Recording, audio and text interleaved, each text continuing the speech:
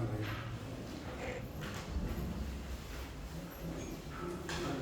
Avanzando semana 4 de microcirculación. Debemos terminar hoy día. Probablemente la siguiente semana estoy terminando toda la parte teórica.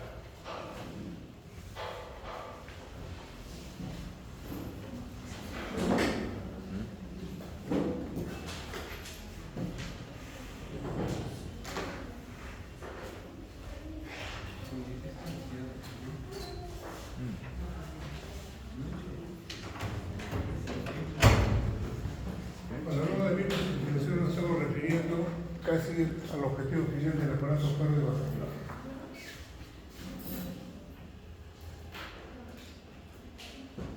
La razón de ser del aparato cardiovascular es la microcirculación.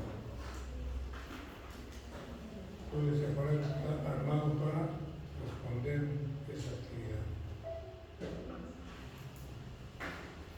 Dar un núcleo de sangre a los tejidos más periféricos de la célula. Dice, al final participa el aparato cardiovascular, uno para aportar sustancias nutritivas a la célula del organismo, oxígeno, carbohidratos, aminoácidos, pues después el secretario aporta oxígeno y las sustancias que han sido absorbidas en el tubo digestivo, hidratos de carbono, aminoácidos, vitaminas, electrolitos, y a su vez hay productos de desecho de esta sangre de la microcirculación. Circula por los vasos sangrados, sanguíneos. Y aparte de ese aparato cardiovascular, casi paralelamente está corriendo el sistema linfático, a través del cual por el nombre se circula linfa, que viene a ser el recojo de la sustancia que no ha podido ser reabsorbida a nivel de la microcirculación. Esta linfa que es recolectada va a ser vaciada a través del conducto torácico en el conducto linfático derecho y de ahí se incorpora al sistema venoso. Ahí por anatomía ustedes se ubican cómo está. Circulación mayor, circulación menor. La circulación pulmonar solamente dirigida para la hematosis, la intercambio de gases. No tiene función nutritiva. Y dice, está constituido, no vamos a sacar de la parte más pequeña. Dice, la microcirculación es el transporte de sustancias nutritivas hacia los tejidos,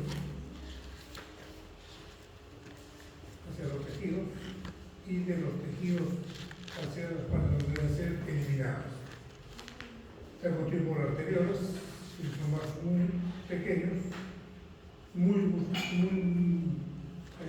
mucha cantidad de músculo liso, con diámetro variable, los que tienen músculo liso de importante vasoconstricción y vasodilatación,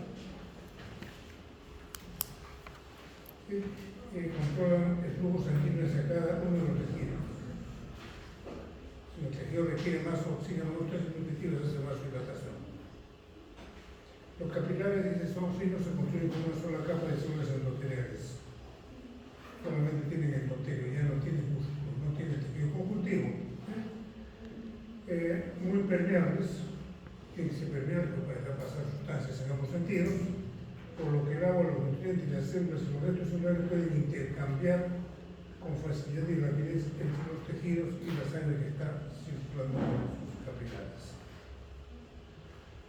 La estructura de la microcirculación sería de esta manera, ¿no es cierto? Las arteriolas, vuelve a remarcar, regulan el flujo sanguíneo hacia los capilares, regulando la resistencia. Miren, las venas arteriolas, pues todavía tienen músculo. Las arteriolas, esfínteres precapilares, que poseen fibra muscular y abastecen una red de capilares que integran el lecho capilar. Luego vienen los capilares, vasos muy pequeños que conectan las arteriolas con las vénulas. El lecho capilar vendría a ser esto. El esfínter precapilar también existe, antes sería arteriola, metaarteriola, esfínteres precapilares, capilares, lecho capilar, luego vienen las vénulas. Ahí está la característica de cada uno de los componentes de conducción del aparato cardiovascular. Las arterias están aquí indicando cuánto de endotelio tiene, cuánto de tejido elástico, cuánto de músculo liso y cuánto de tejido fibroso. Estamos viendo aquí el endotelio, los capilares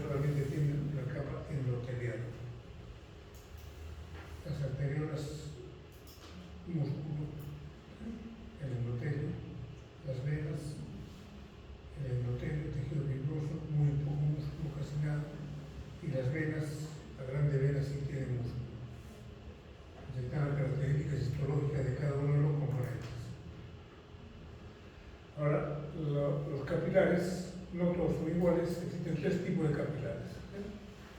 Y se está, remarca nuevamente, es una capa unicelular, la red capilar, constituido por células endoteliales, rodeada de una membrana basal muy fina, de color morado, me parece, muy fina en el exterior del capilar. El grosor total del capilar es de unos 0.5 micrómetros. El diámetro interno del capilar es de 4 a 9, la que está diciendo que los glóbulos rojos tienen que pasar alineados uno por uno, no pueden pasar en grupo, apenas suficiente para que el linfocito pueda transcurrir a través del capilar. No todos los capilares son iguales, son distintos, están ubicados en distintos lugares y cumplen funciones distintas. Un capilar continuo, una lámina basal completa. Este capilar continuo, este endotelio, una lámina basal completa, es el más común y se encuentra en el músculo liso y esquelético. El capilar discontinuo, una lámina basal incompleta, lámina endotelial fenestrada. Tiene un aspecto sinusoide, posee hendiduras intercelulares con membrana basal incompleta. Luego tenemos el capital fenestrado, posee muchos poros o fenestras con gran permeabilidad al agua. Tenemos tres tipos de capilares que tienen distintas funciones y con ubicaciones distintas. Imaginaron que este es el capilar, ¿sí? Aquí está el intestino y aquí está el capilar linfático. ¿Cómo pasan si aquí a nivel del capilar, extremo arterial y extremo venoso? Estamos viendo que hay un intercambio de sustancias nutritivas. Se da por fenómeno de difusión. Esta transferencia, la transferencia en ambos sentidos, se realiza por difusión y por filtración a través de la membrana capilar. Es esto, ¿sí? La difusión lo hacen las sustancias liposolubles que van a difundir directamente a través de las membranas celulares. Difusión simple. ¿Por qué lo hacen? Porque hay diferencia de concentraciones a ambos lados de la membrana capilar. Las sustancias no liposolubles difunden a través de poros o canales intercelulares. Aquí no está simulando qué sale. Capilar está interesado en glóbulos rojos, en ningún momento me indica que sale glóbulo rojo del capilar. No sale, ni proteínas tampoco. Está cambiando agua, está cambiando carbohidratos, oxígeno, glucosa, dióxido de carbono. Ahí está cambiando el peso y la permeabilidad de las sustancias. Toma como referencia la permeabilidad del agua como 1. Y vamos viendo que esa permeabilidad está determinada por su peso molecular o por su liposolubilidad, porque no es priorizada. La albúmina, que es una molécula muy grande, peso molecular 69.000 en relación al peso molecular del agua, la permeabilidad es como 1. Vamos entrando más hacia la microcirculación, la sangre fluye de esta manera, que es lo que induce a que las sustancias salgan del capilar, la presión hidrostática. Esta indica una flecha. Sería un capilar, un endotelio, intercambiando con el intersticio. ¿Y por qué salen las sustancias del capilar? Por la presión hidrostática. ¿Y qué cosa es lo que impide que salga o hace que regrese del líquido intersticial? La presión osmótica. Aquí hay un núcleo más esquemático, dice lado arterial, lado venoso. En el lado arterial del capilar predomina la filtración capilar. La presión hidrostática tisular hace el fenómeno inverso, porque aquí también hay presión hidrostática. En la parte venosa del capilar, ¿qué cosa tenemos? La presión osmótica, porque esta presión hidrostática se ha ido perdiendo a medida que transcurre por el capilar, se ha ido concentrando porque ha ido perdiendo líquido, las proteínas han ido aumentando aquí en cantidad, empiezan a ejercer presión osmótica, empiezan a jalar el agua hacia el intersticio, y aquí también quien ayuda a salir es la presión del líquido intersticial. Así tenemos los 4 componentes del juego para la filtración a nivel del capilar. reconoce a los espacios entre las células, sería este, la célula, otra célula, espacio intersticial, líquido intersticial, ahí no está seco, existe un líquido, ¿sí?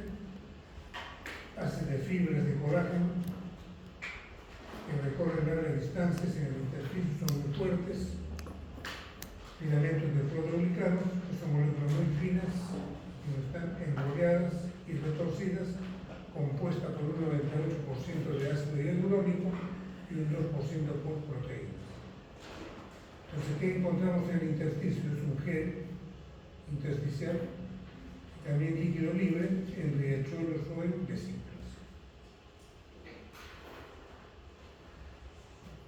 Ampliando lo que ha la filtración. ¿Cómo se define la filtración? Presión hidrostática. ¿Quién se opone a este nivel la filtración capilar comandada por la presión hidrostática, la presión de líquido intersticial? Es muy pequeña, por eso no puede contrastar, predomina aquí la filtración. En el extremo venoso le dijimos, como aquí se filtra el líquido, aquí entró con 28 miligramos de proteínas, aquí debe estar en 30 más o menos, porque aquí ha perdido líquido. Se ha ido concentrando, voy perdiendo presión hidrostática y voy ganando presión coloidosmótica. O se mantiene la presión coloidosmótica como un libro refiere, ¿sí? Empieza a reabsorber. ¿Y quién es el que favorece que el líquido salga? La presión coloidosmótica, que también existe en el intersticio. Es mínima, pero existe. Entonces, del balance enfrenta cuatro fuerzas: presión hidrostática del capilar, presión hidrostática del intersticio, presión oncótica del subcapilar, presión oncótica del intersticio, van a determinar cuánto se va a mostrar. Eso se denomina las fuerzas de Stark. La presión capilar tiende a forzar la salida de líquido. La presión del líquido intersticial, la que está aquí, va a forzar la entrada de líquido cuando esta presión es positiva, pero va a forzar la salida cuando esta presión es negativa. La presión coloidosmótica del plasma tiende a provocar ósmosis del líquido hacia el interior. La presión coloidosmótica del líquido intersticial, aquí también hay proteínas de mínima cantidad, provoca la ósmosis del líquido hacia el exterior.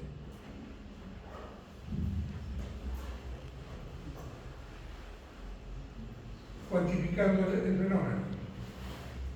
Ahí está lo que hemos conversado anteriormente, que está llegando con una presión arteriolar de 32 milímetros de mercurio, no 120/80, sigue disipando la presión que había en los antepasados.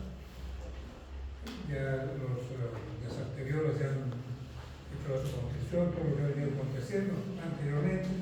El suceso es que a nivel del capilar, a nivel arteriolar, la presión hidrostática es de 32 milímetros de mercurio.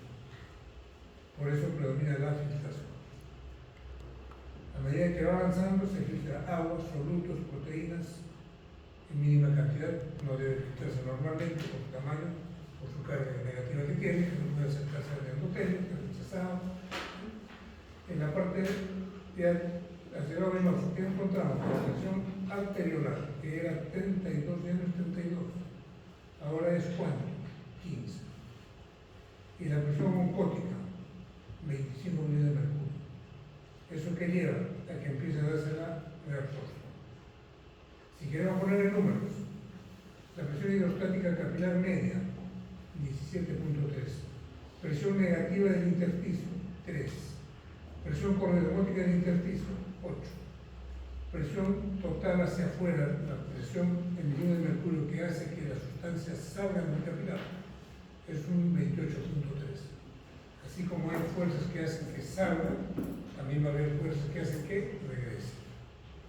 ¿Cuáles son esas? Recordar este número, la sumatoria de qué cosa es. Las fuerzas que ahora tienden a desplazar el líquido hacia el interior, la presión coloidosmótica, 28.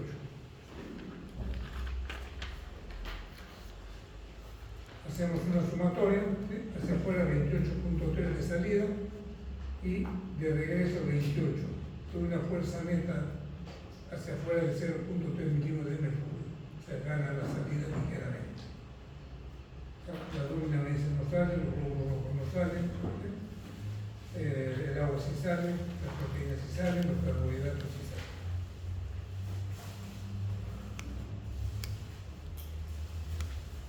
Entonces, ¿qué me está diciendo? Principio de equilibrio. La filtración meta, ¿cuánto es?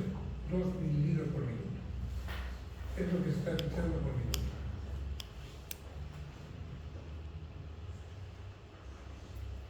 Entramos al sistema linfático, que agotada la microcirculación.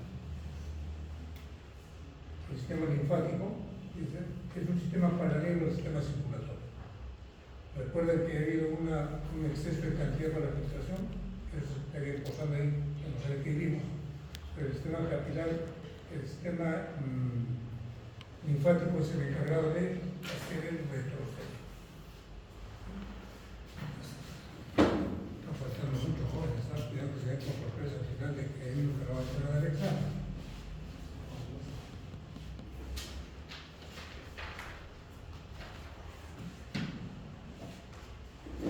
Entonces, lo que tenemos en amarillo es el sistema linfático, que es, ¿cuál es su función principal? Devolver a la sangre líquidos y solutos que se encuentran en el intersticio. La otra función de este sistema linfático es la función de defensa. En la siguiente unidad vamos a pasar al sistema linfático. Los glóbulos blancos donde se generan, cuál es la función del vaso, cuál es la función de los ganglios. Dice, cada hora fluye aproximadamente 100 mililitros de linfa a través del conducto torácico. Cuando estás en reposo y quizás otros 20 mililitros pasan a la circulación a través de otros canales, estableciendo un flujo de linfa total de 120 mililitros por hora, es decir, entre 2 y 3 litros diarios. Esa es la función del sistema linfático, recoger lo que no pudo haber regresado a este nivel. Porque si no funcionara el sistema linfático, todos los días estaríamos reteniendo líquido del intersticio en una cantidad de 2 a 3 litros. Dice, origen de la linfa es continuo en aquellos órganos con actividad constante como las glándulas, los pulmones, todo el sistema. ¿Sí? Se forma cuando el líquido con nutrientes que abandonan los capilares sanguíneos para llegar a las células está en exceso, quedando en el intersticio. Entre las células y los vasos, en el intersticio quedamos. La molécula de mayor tamaño ingresa en el capilar linfático, mientras que la de menor peso molecular va a regresar a través de los capilares sanguíneos. Composición es clara la diferencia. En la linfa no hay glóbulos rojos, en la sangre sí. La linfa tiene agua y electrolitos. Aquí no hay leucocitos o glóbulos blancos. Tiene proteínas, tiene grasas, tiene restos de células muertas, de bacterias, de células malignas, de partículas inertes. ¿Qué células circulan por ahí? Los linfocitos y el glóbulo rojo y los monocitos. Los linfocitos, ¿por qué? Los ganglios linfáticos son encargados de producir linfocitos, no están circulando a ese nivel. Ahí está. Lado arterial, lado venoso, microcirculación. En este territorio microvascular se refiere a este, ¿sí?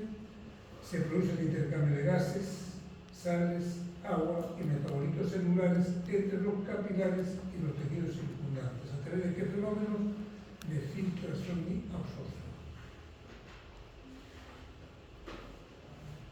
La fuerza de filtración y absorción de líquidos entre los capilares sanguíneos y las células ya vimos las fuerzas de Stark, ¿verdad? Estudia perfectamente las fuerzas que intervienen: presión hidrostática del capilar, presión hidrostática intersticial, presión oncótica del capilar, presión oncótica del intersticio.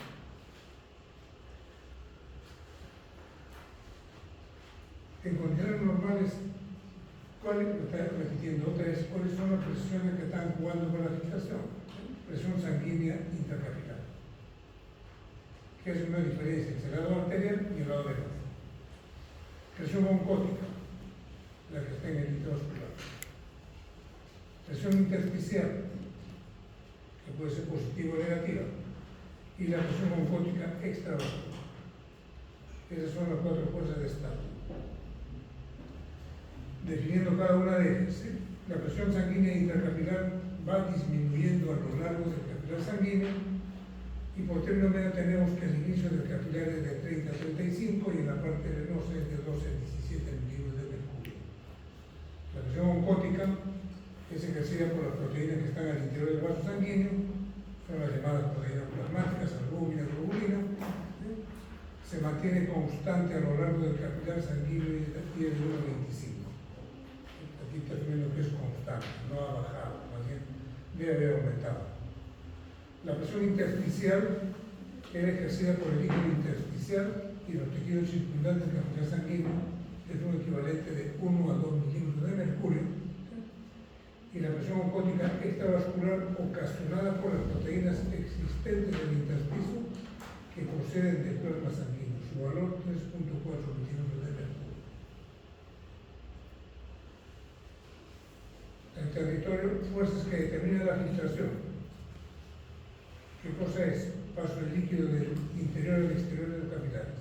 ¿Quiénes son los que determinan eso? La presión arterial, la que está aquí, o la presión venosa, ¿sí?, por una parte, y la presión del intersticio por otra.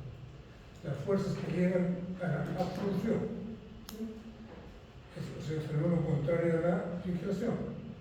La presión oncótica del intravascular y la presión intersticial. Dice, los capilares sanguíneos diariamente producen unos 20 litros de ultrafiltrado. Ojo, se está filtrando normalmente unos 20 litros, ¿sí?, que van a parar al intersticio. Ese es su lugar.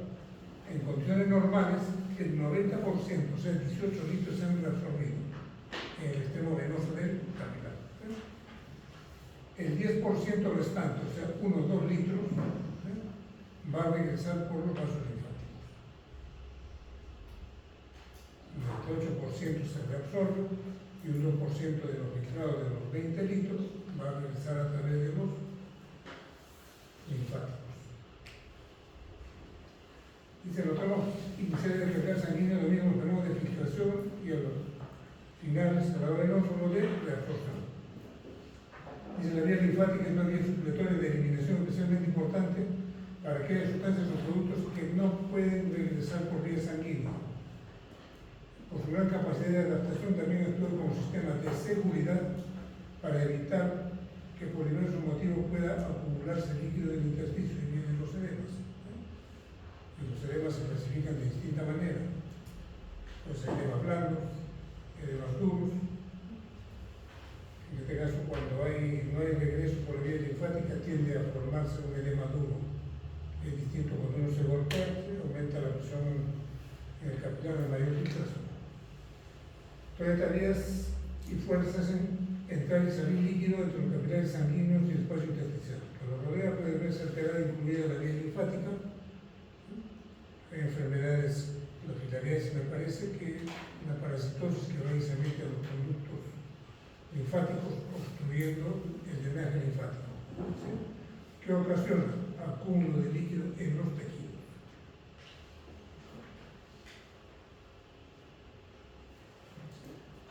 Son vasos, los linfáticos son vasos venosos encargados de la reabsorción. Se divide en dos redes el sistema linfático, uno superficial y otro profunda, separados por quién, por la aponeurosis muscular. Entonces, ¿qué tienes? Red linfática superficial y otra profunda, que están separadas por la red, por la aponeurosis muscular. La línea divisoria entre estas dos superficies profundas es atravesada por vasos perforantes que unen los dos compartimentos. La cantidad de vasos linfáticos es mayor en el sector superficial. ¿Cuál es su constitución de estos capilares linfáticos? Tiene la adventicia. A lo largo de la adventicia dice transito un nervio que participa de la contracción del colector. Este linfático tiene motilidad. La capa media es una túnica musculosa en la que están presentes fibras musculares causantes de la contracción, y la íntima es una pared que permite el desplazamiento de la linfa sin coagularse. La pared de la íntima es el asentamiento de pliegues característicos de las válvulas, que tiene válvulas para impedirlo. ¿Y quién impulsa? No hay un corazón linfático, por lo tanto, ¿quién va a impulsar eso? Los mismos vasos linfáticos tienen su autopropulsión.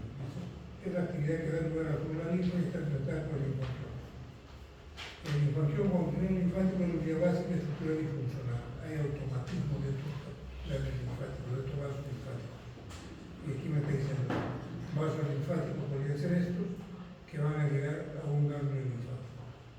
O va a llegar al vaso, que es otro ganglio linfático.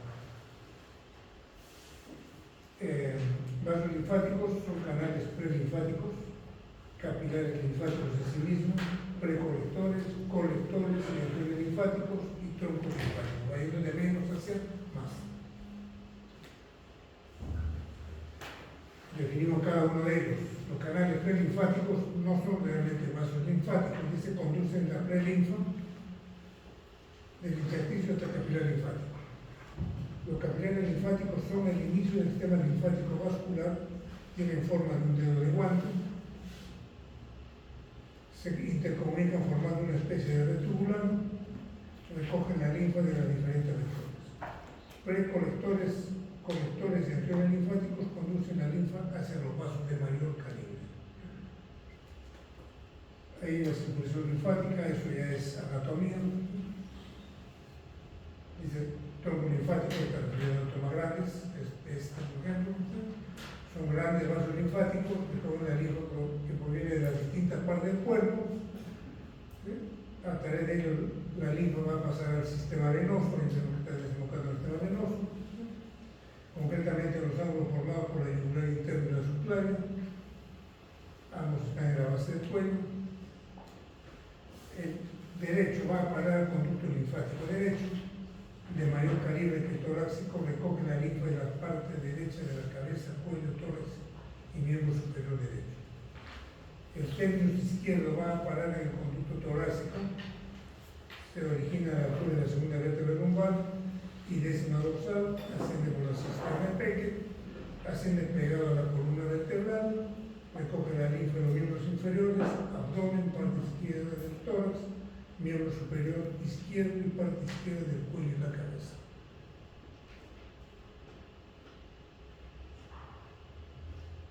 Anatomía de jóvenes. Diferencias entre capilares linfáticos y sanguíneos.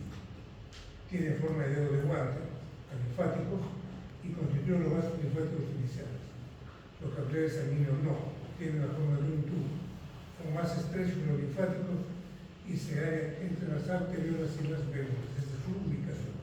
Por lo que transportan, estos llevan linfa, los otros llevan sangre. Su constitución, formada por células endoteliales, superpuestas en sus bordes, apenas hay en medio de la membrana basal. ¿Estos qué tienen? Células endoteliales envueltas con una consistente membrana basal.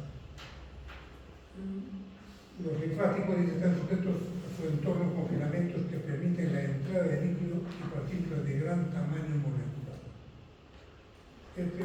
Los capilares sanguíneos carecen de esta estructura y por lo tanto de cualquier tipo de abertura importante hacia el exterior. Entonces, ¿qué cosa es al final la linfa? ¿Sí? Es el nombre que recibe el líquido intersticial, se originó el intersticio, ¿sí? Que ingresa a los capilares linfáticos. No es de color rojo, es de color amarillento, porque por ahí también están regresando los kilomicrones que hemos tomado en los alimentos. La linfa procede de los vasos intestinales. Cuando está cargada de partículas de grasa provenientes de los alimentos, adquiere un aspecto blanco lechoso. ¿Qué cosa hace movilizar la sangre en la linfa? En la sangre ya lo dijimos, el corazón. ¿Sí? La presión negativa que originamos en el tórax. Pues, el efecto aspirante del corazón. Cuando hago inspiración hay un mayor retorno venoso. Las contracciones musculares, la bomba muscular mencionamos. Los movimientos respiratorios, la fuerza de la gravedad y la pulsación de arterias vecinas. La linfa tiene automatismo. Él mismo se ocasiona contracciones musculares. Es ayudado por la pulsación de las arterias vecinas. Es favorecido por el movimiento respiratorio y por la fuerza de la gravedad. En el cuerpo hay venas y arterias superficiales y profundas y vasos linfáticos superficiales y profundos. Corren casi en paralelo. ¿Quiénes constituyen el órgano linfático? La médula ósea, el timo, vaso, los ganglios linfáticos, las amígdalas y los folículos linfoides que están en las mucosas, son las placas de Peyer, las amígdalas. Los ganglios linfáticos, ¿qué función tienen? Son estructuras interpuestas al paso de vasos linfáticos, linfático, desempeñan funciones defensivo-inmunitarias. Dice, todos los organismos hay una cantidad entre 600 y 700 ganglios. ¿Cuáles son sus principales funciones? Servir de filtro. Va a filtrar la linfa. Por eso cuando tenemos alguna infección, los ganglios empiezan a crecer, porque ahí se van depositando los restos celulares, las bacterias, pues función de filtro, función de depósito, interviene en el sistema inmunitario, regula la concentración proteica de la linfa. La anatomía está en los ganglios linfáticos.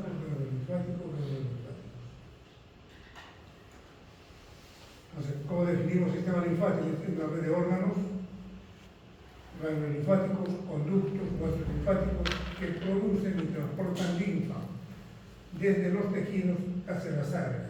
O sea, están transportando el sistema venoso. Es la segunda red de transporte de líquidos corporales que realiza la limpieza y la defensa del mismo. Interviene como parte del sistema inmunitario.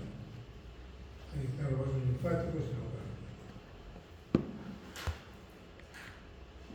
¿Cuáles son las funciones? Producir y madurar glóbulos blancos. ¿Esto es en qué interviene? En la inmunidad, en la defensa del organismo. Otra función, recolectar grasa absorbida en el intestino delgado. Filtrar los microbios que causan enfermedades. Recoger el exceso de líquido y de proteínas. Distribución de los líquidos y los nutrientes.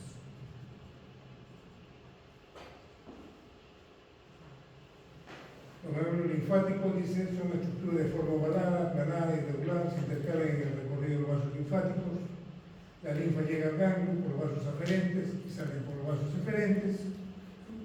Pueden tener una ubicación superficial, lo pueden palpar en el cuello, en las axilas, en la ingle. También hay ganglios más profundos que no podemos llegar a ellos. Están en todas las partes de nuestro organismo: cabeza, cuello, extremidades, tórax, abdomen, pelvis. Están rodeados por una capa que en su interior presentan una corteza de folículos primarios donde se forman glóbulos blancos que se transforman en secundarios ante la presencia de cualquier agente invasor para iniciar la respuesta inmunitaria. Hay algunos ejemplos de ganglios donde están ubicados, no son todos. ¿Cuál es la función del ganglio? Producir y hacer que maduren los linfocitos para la maduración de los anticuerpos. Filtrar y destruir elementos extraños que han llegado por vía aferente, como por ejemplo, ¿qué cosas? Partículas, células tumorales, restos de tejidos, restos de microorganismos. Ahí, ¿qué hacen? ¿Los miran? No, lo va a destruir a base de macrófagos que existen en su interior.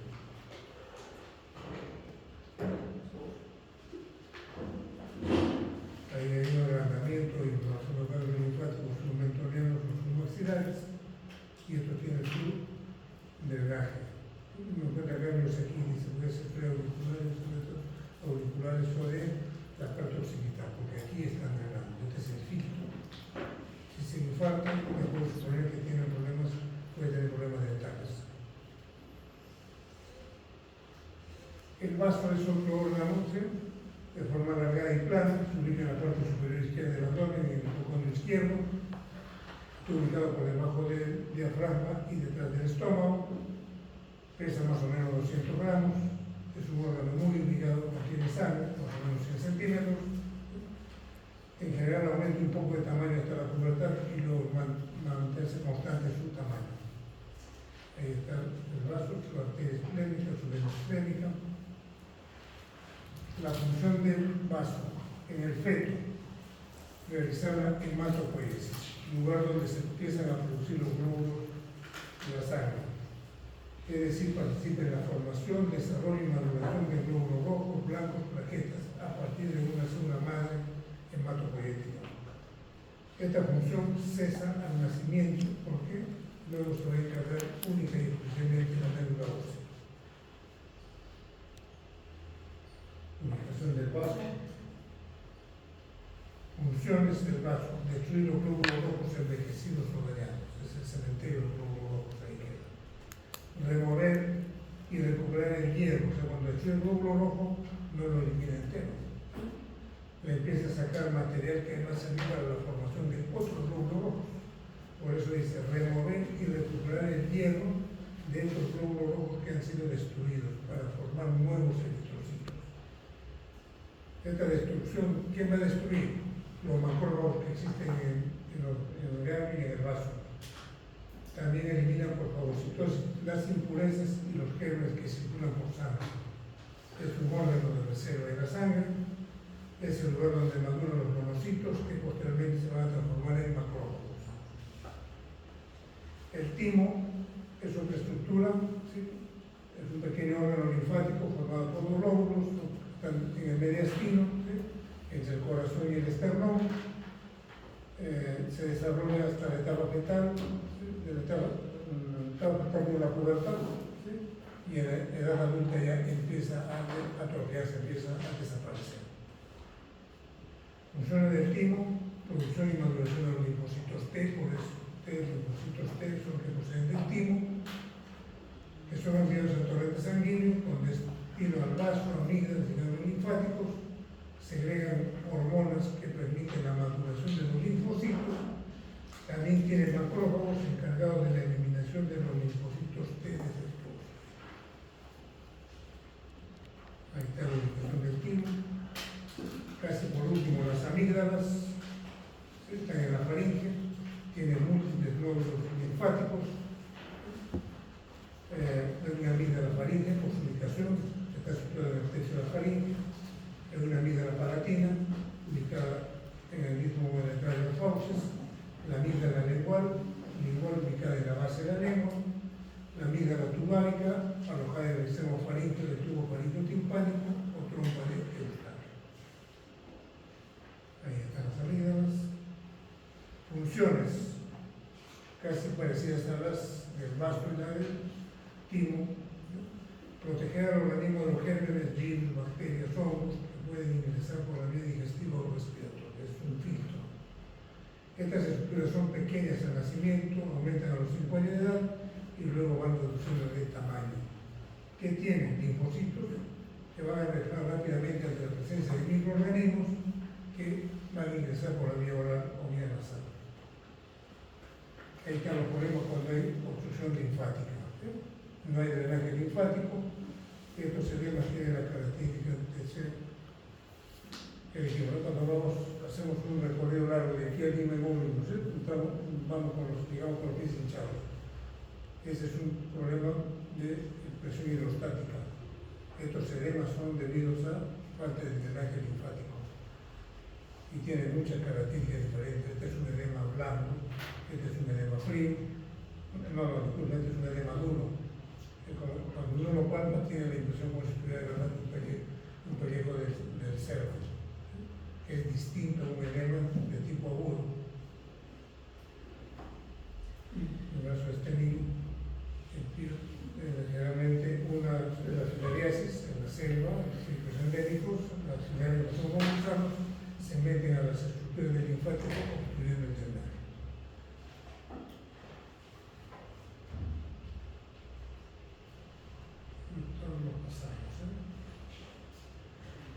Igual las amígdalas, el linfotológico, edema linfodinámico, este es un edema duro, por ejemplo, aumento de carga linfática por trastornos circulatorios, ese es lo cardíaco, renal, premenstrual, traumatismo, quemadura.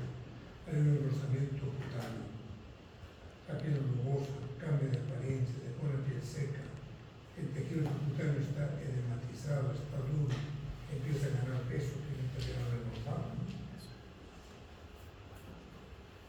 Linfedema producido por una obstrucción de los canales linfáticos del organismo, aumento de volumen, ya sea parcial o completa, desaparición de los relieves que por debajo de la piel se aprecian. Un lipidema es una condición de retención líquida localizada causada por una obstrucción del sistema linfoide, en pieles grasosas, se obstruye el sistema linfático. No hay por dónde regrese ese líquido que se ha. Signos: pesadez, dolor, fatiga, dolor que limita el movimiento, la fuerza muscular disminuye, el brazo lo siente más duro, mixedema, y pues es el mixedema. Tiene otro origen, no es como los anteriores. El mixedema es porque se han acumulado proteínas en el intestino y por lo tanto empieza a jalar agua. Acumulación de proteínas en el intestino se presentan cuando hay problemas de glándula tiroides. ¿Cuáles son los signos? Los que están aquí: linfatitis reticular superficial,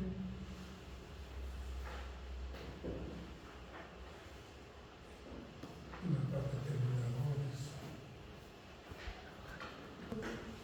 fuerza de establo para terminar el líquido, repaso lo que he hecho. Dice, la fuerza que termina la salida de líquido de la sangre hacia el intersticio se denomina la fuerza de establo, que hemos mencionado. Presión hidrostática, presión corredosmótica del plasma, presión hidrostática del líquido y presión corredosmótica del intersticio.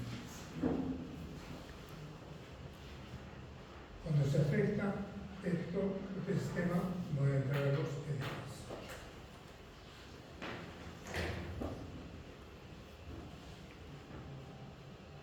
Aquí casi un resumen de lo que hemos hecho. ¿Sí? Presión hidrostática, ¿qué hace? Empuja el líquido y las sustancias disueltas a través de los poros de los capilares, ¿sí?, dentro de los espacios intersticiales. La ocótica o la porodemótica, la presión osmótica provocada por las proteínas plasmáticas tiende a bloquear el movimiento, ¿sí?, desde el intestino hacia la sangre. Las fuerzas de estar y están mencionadas, los valores que hemos mencionado, la suma y resta, la presión neta de filtración,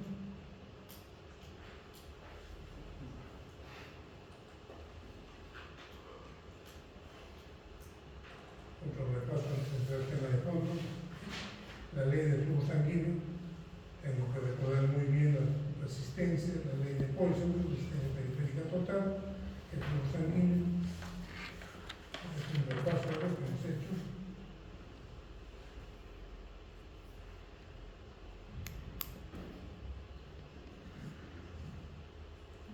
Y dos minutos de descanso para entrar a la... Es un poquito pesada esta clase.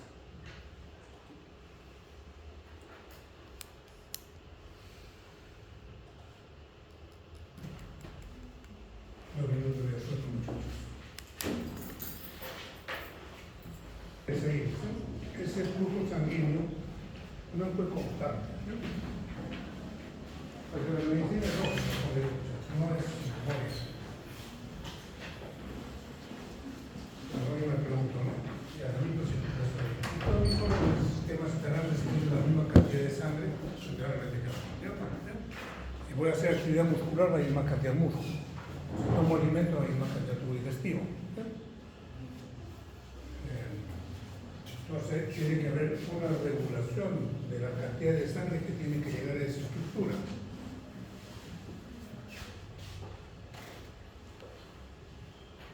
Por eso dice control local y humoral del flujo sanguíneo por los tejidos. Ahí tenemos. ¿Qué dice? El principio fundamental de la función circulatoria es que la mayoría de los tejidos tienen la capacidad de controlar su propio flujo sanguíneo. Ahí está refiriéndose al control local de la circulación, en proporción a sus necesidades metabólicas concretas, que dijimos, músculo, en actividad muscular necesita más. Entonces tiene que llegar una mayor cantidad de sangre a esa estructura.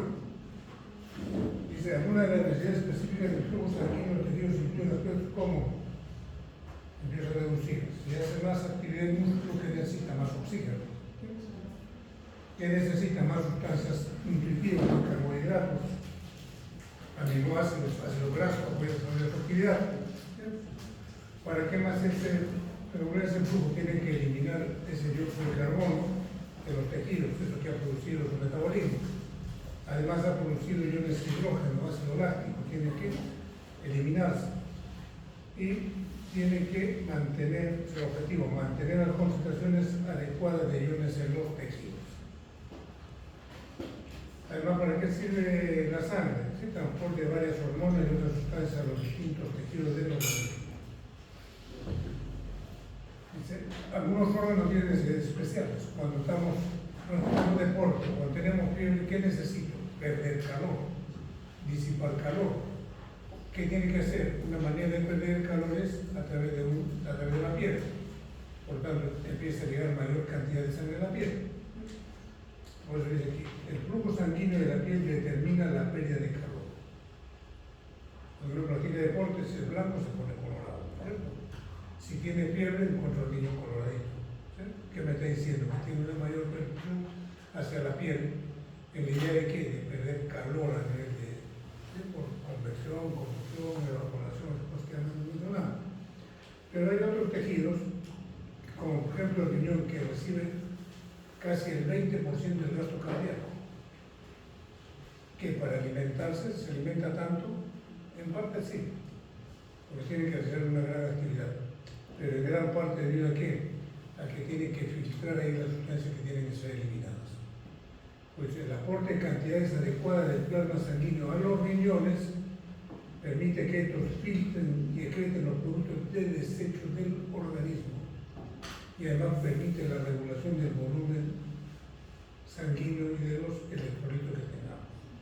Si ingerimos una dieta rica en sal, se empieza a eliminar más cloruro de sodio a nivel del riñón.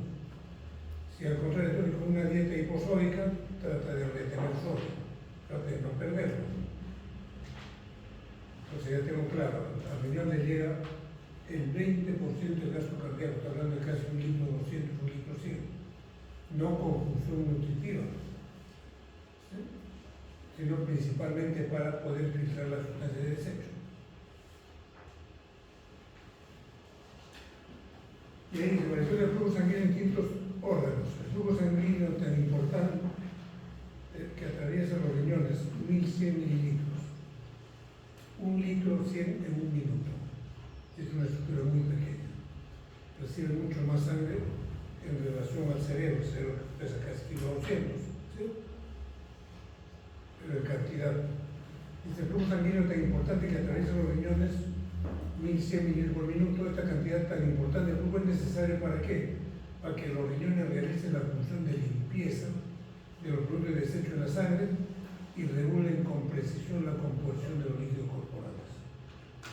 Y también cumple función nutritiva, porque ahí está actuando la bomba de sodio y potasio intensamente. El escaso flujo sanguíneo que llega a todos los músculos inactivos, como en este momento, ¿sí? No estamos en actividad física. Solo un total de 750 mililitros está llegando. Mínima cantidad de sangre al músculo. La actividad metabólica de los músculos es muy baja y también su flujo sanguíneo es solo de 4 mililitros por minuto por cada 100 gramos.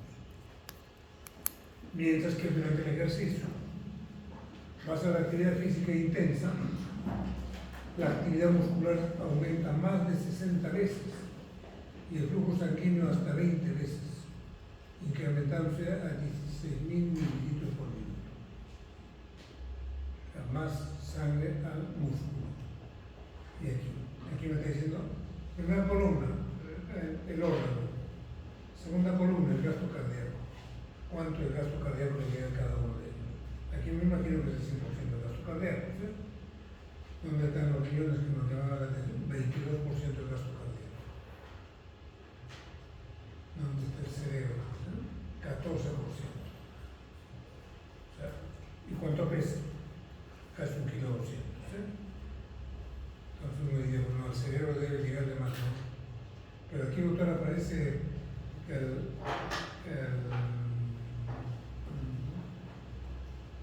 al hígado 20, al riñón 22%. Pero es más pequeño, mucho más pequeño. Por eso aquí está ese mililitro por minuto por cada 100 gramos de tejido. ¿Quién recibe más? El riñón. recibe. El riñón es el que recibe mucho más. De ahí le sigue la tiroides, le sigue las suprarrenales, cuánto es agregado por minuto en cada una de estas, al cerebro 700 mililitros, al riñón 1100, fíjate, al hígado 1350, porque tiene una mayor masa. Ya está, pasamos esta. ¿Cuál es la importancia de regular el flujo sanguíneo? Imagínate que todo se distribuye por la pareja, no tendría sentido. Y al que necesita más no le estaría dando más, le daría igual. No podría cumplir sus funciones. Importancia del control del flujo sanguíneo por los tejidos locales. Se hace la pregunta, oye joven, ¿por qué no se proporciona un flujo sanguíneo muy importante a cada tejido del organismo?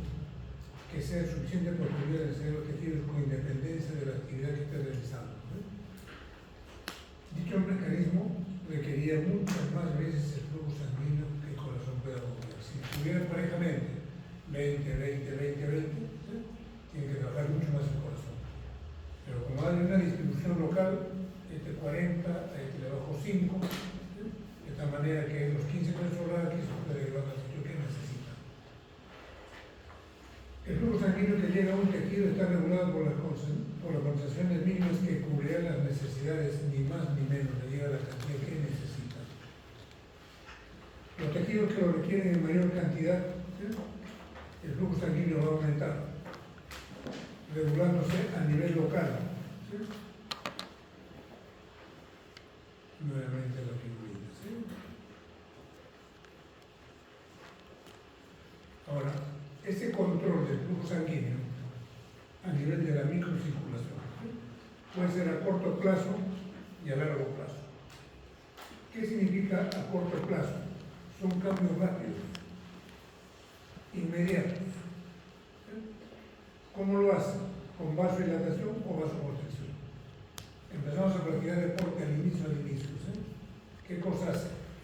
Vasoconstricción a nivel de la piel. Vasoconstricción a nivel renal. ¿Objetivo de qué? Más sangre del músculo. Eso debería ser un cambio rápido de vasoconstricción. ¿Y para el músculo qué le hace? Vasodilatación. ¿Con quiénes juego? ¿Con qué estructura? No va a jugar con arterias y venas. Ahí no es el juego. De vasoconstricción o vasodilatación. El juego es a nivel de las arteriolas, metaarteriolas y esfínteres precapilares. Esos son como los que van a regular.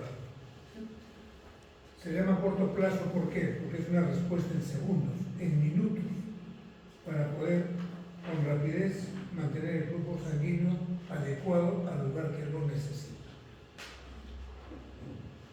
A largo plazo, son cambios controlados lentos del flujo en un periodo de días, semanas, incluso meses.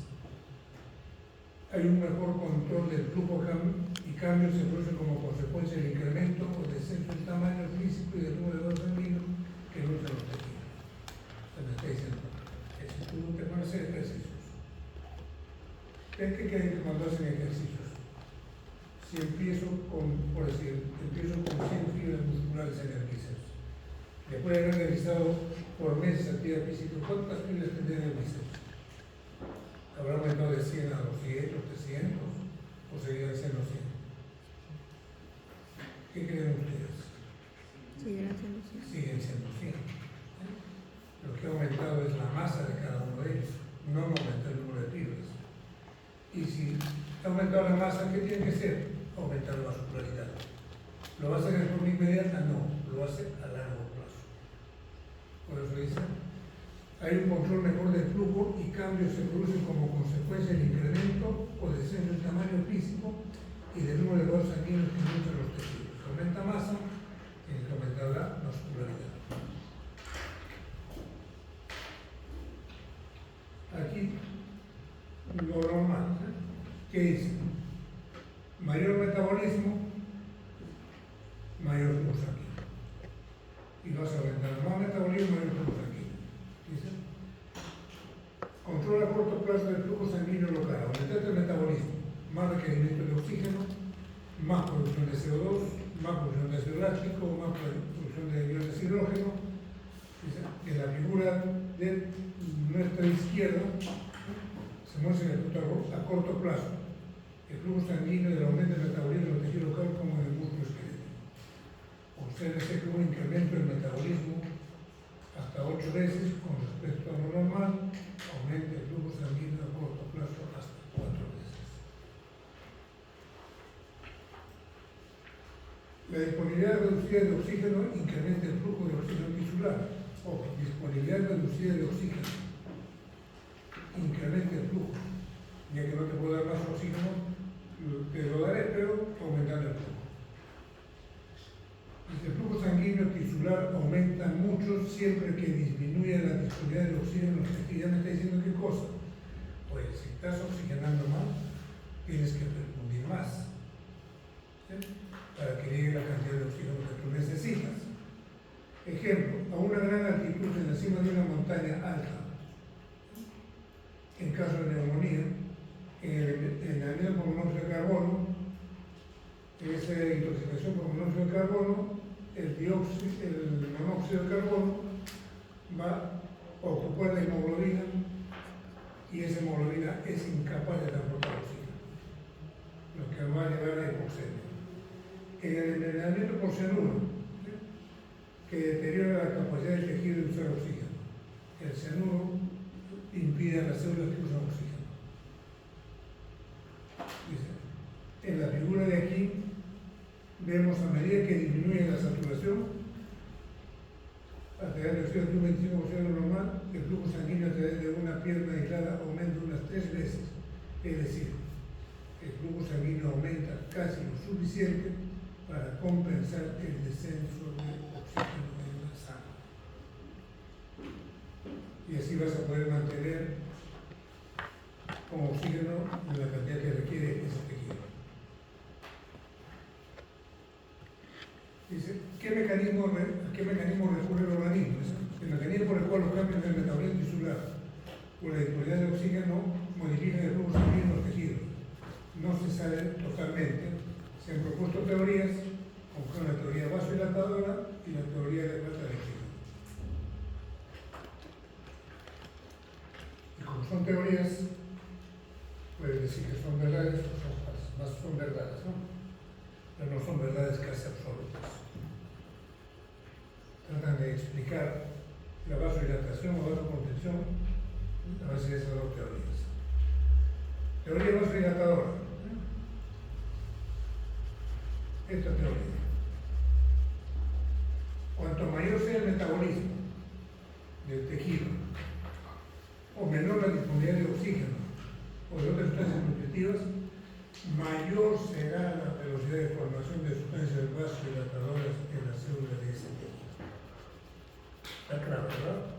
No me puede dar más oxígeno, ¿sí? Entonces te mandaré más sangre. ¿Se entiende la idea, verdad, jóvenes? ¿Sí? Necesita más oxígeno, no sé qué, pero lo que te traigo no me alcanza. Entonces te voy a mandar el doble de poco. ¿Sí? Pero que cuanto mayor sea el metabolismo, ¿sí?, más trabaja esto, o menor oxígeno te esté dando, ¿sí?, que tengo que resolver el problema que tú necesitas más y el que no te pueda dar, tengo que aumentar la cantidad de sangre que va a llevar.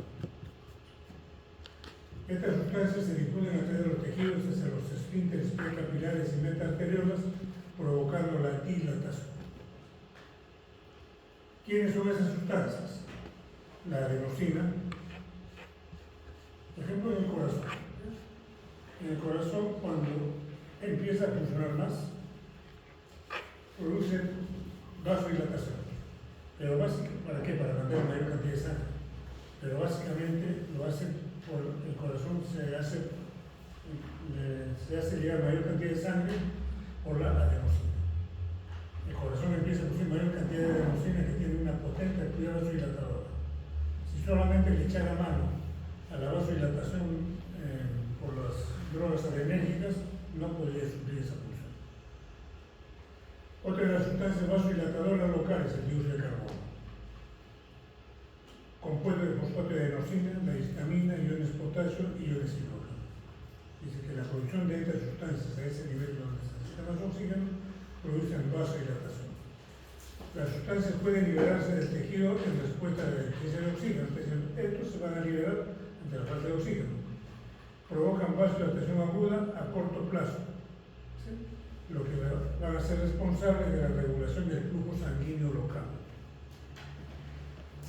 El dióxido de carbono, ácido láctico y iones de potasio tienden a aumentar en los tejidos cuando, lógico, si hay menor flujo sanguíneo, hay mayor producción de CO2.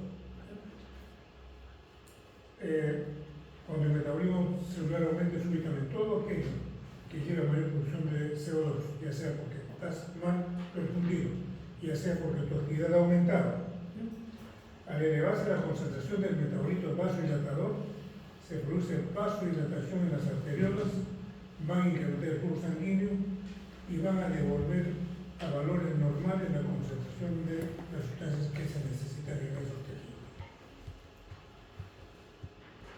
La adenosina. ¿Qué cosa hace la adenosina? Dice, es un vasodilatador local muy importante.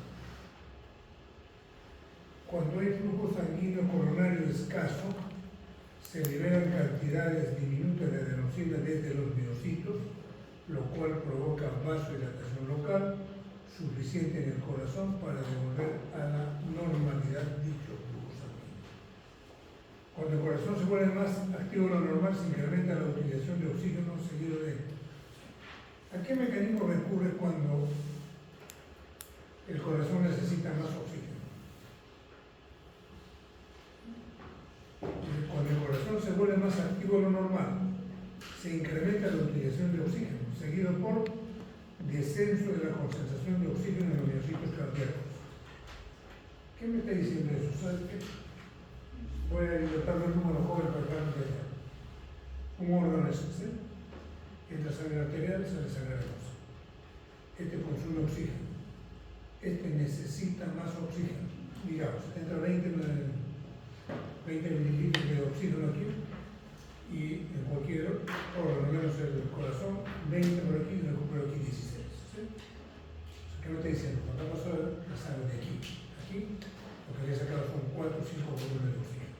No le puede sacar más. Y aquí estoy recuperando los 15 o los 16. ¿Sí? Pero cuando pasa por el corazón, no. Ojo, 20, 16, ¿no es cierto? ¿Sí? En caso el corazón entra con 20, ya no sale con 16. Sale con 12, con 11. ¿Qué me dice? Que el corazón tiene la capacidad de extraer más oxígeno. ¿Sí? El otro no. El otro necesita más oxígeno a base de aumentar el flujo. Entonces, cuando hay flujo sanguíneo coronario escaso, se libera cantidad diminuta de adenosina desde los miocitos, lo cual va a provocar vasodilatación a nivel local, suficiente para devolverle las cantidades de sangre del corazón.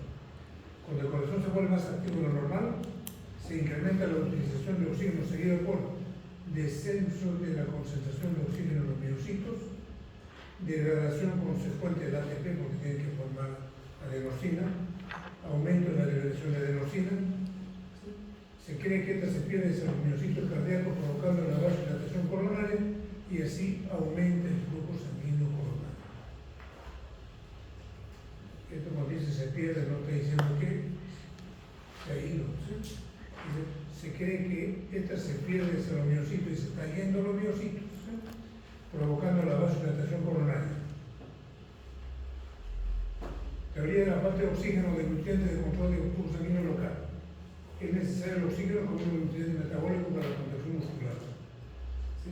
Se puede creer que en ausencia de una cantidad adecuada de este, los vasos sanguíneos se relajarán dilatándose de forma natural. El incremento del uso de oxígeno en los tejidos debido al aumento del metabolismo podría, en teoría, disminuir la disponibilidad de oxígeno hacia los fibras musculares lisas, lo que también provocaría vasodilatación local.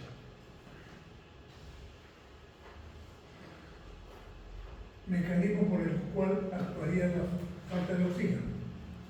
Dice, los esfínteres precapilares están normalmente completamente abiertos o cerrados. Aquí del esfínter precapilar.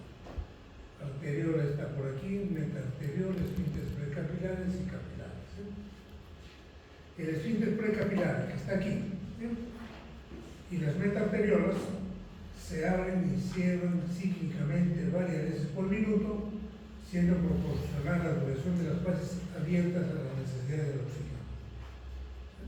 ¿Qué me está diciendo ahí? Motilidad, vasomotilidad. La fuerza de la contracción de los esfínteres aumentará cuando aumenta la concentración de oxígeno. Ojo, la fuerza de contracción, o sea que no necesita oxígeno ese tejido. La fuerza de contracción de los esfínteres aumentará cuando aumenta la concentración de oxígeno. O si aumenta por encima de cierto nivel, los esfínteres precapilares y metaarteriolas se cerrarán hasta que se consuma el exceso de oxígeno necesario. Ocurrido esto, y que la concentración de oxígeno ha disminuido, origina nuevamente la apertura de esos capilares y así empieza otro ciclo. Entonces, ¿qué dice? Menor suministro de oxígeno, aumenta el desarrollo celular que lleva a la caída del oxígeno tisular. Esta caída del oxígeno tisular que lleva a la relajación de las arteriolas y esfínteres precapilares. Esto que lleva a un mayor flujo sanguíneo hacia sus tejidos, conllevando a qué cosa? A un aumento del oxígeno.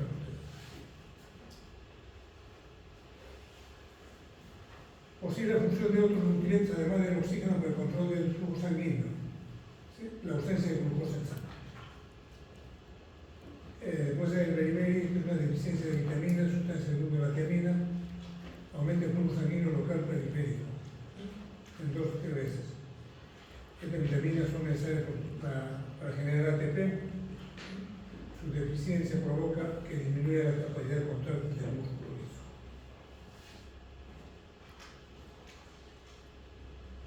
Ejemplo especial de control metabólico a corto plazo. Hiperemia reactiva. ¿Qué es reactiva? La irrigación es como le llevaré al joven con una liguita más del dedo, amarra el dedo, que después de pasar unos minutos, ahora libérate, se pone rojo. Entonces, ¿qué dice? Hiperemia reactiva. La irrigación se bloquea. Se amarra el dedo. Durante cierto tiempo, segundos u horas, y después se desbloquea, haciendo que el flujo sanguíneo que atraviesa el tejido aumente 4 a 7 veces respecto a lo normal. Por eso después de ese tiempo el dedo lo vemos rojo, enrojecido, un poco hinchado, deslizado. Después de periodos cortos de oclusión muscular, la cantidad extra de flujo dura lo suficiente como para reponer que es exactamente el dedo. ¿Qué ha hecho ahí? El dedo que ha sido privado de irrigación, se ha producido más CO2, poco oxígeno, hace vasodilatación, por eso el dedo se dematiza, se hincha un momento, porque hay mayor flujo, lo siento caliente.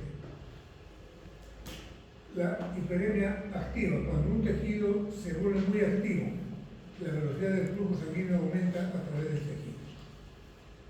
El incremento del metabolismo local hace que las células devoren rápidamente los nutrientes del hilo tisular y también que se liberen grandes cantidades de sustancias vasodilatadoras. Ejemplo, el incremento del flujo sanguíneo del músculo esquelético hasta 20 veces durante el ejercicio intenso. Entonces, esa es una hiperemia activa, digamos casi fisiológica. Y la reactiva es cuando tú estás privando fuertemente.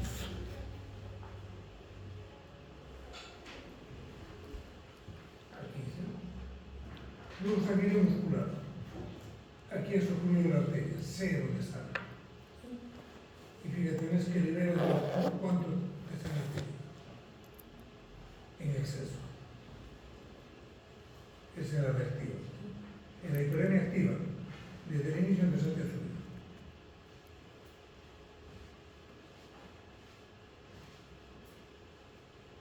Autorregulación del flujo sanguíneo cuando la presión arterial cambia de la normalidad. Mecanismos metabólicos y neogénicos.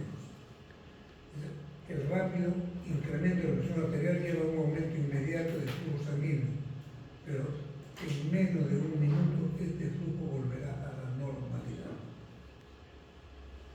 Ojo, el rápido incremento de la presión arterial lleva a un aumento inmediato del flujo sanguíneo, pero en menos de un minuto este flujo volverá a la normalidad.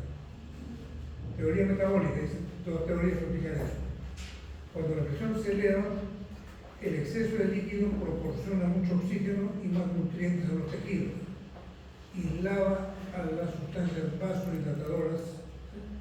Este descenso vasodilatador provoca vasoconstricción de los vasos y retorno del flujo casi a la normalidad, a pesar del aumento de la presión.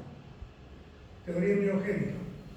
El estiramiento brusco de los vasos sanguíneos por esa hipertensión provoca la contracción de este músculo durante segundos. Por lo tanto, cuando la presión arterial se eleva, estira el vaso, ocasionando en él una respuesta vasoconstrictora reactiva, y si hay vasoconstricción le va a reducir el flujo sanguíneo de la normalidad.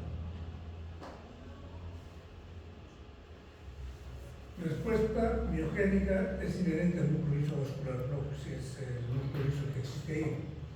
Es más conocido de las arteriolas, que es el músculo que tiene más músculo. Contracción miogénica inicia por la despolarización vascular inducida por estiramiento que tiende a aumentar la entrada y el descanso de las células. Los cambios en la presión vascular también pueden abrir o cerrar los canales iónicos que incluyen la contracción muscular. Se desconoce el mecanismo.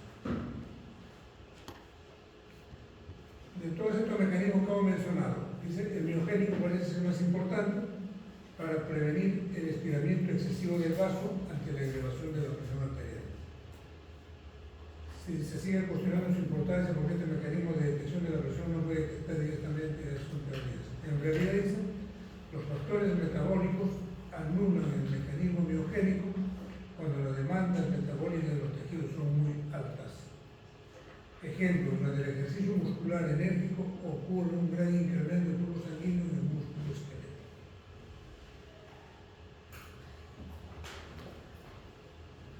Mecanismos especiales de control a corto plazo de flujo sanguíneo en tejidos específicos. Vamos a ver en el riñón cómo se hace. En el riñón, ¿cómo se regula?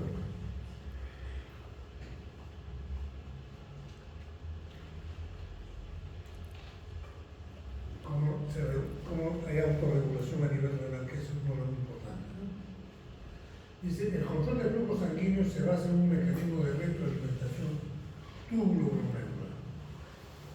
¿En qué consiste eso?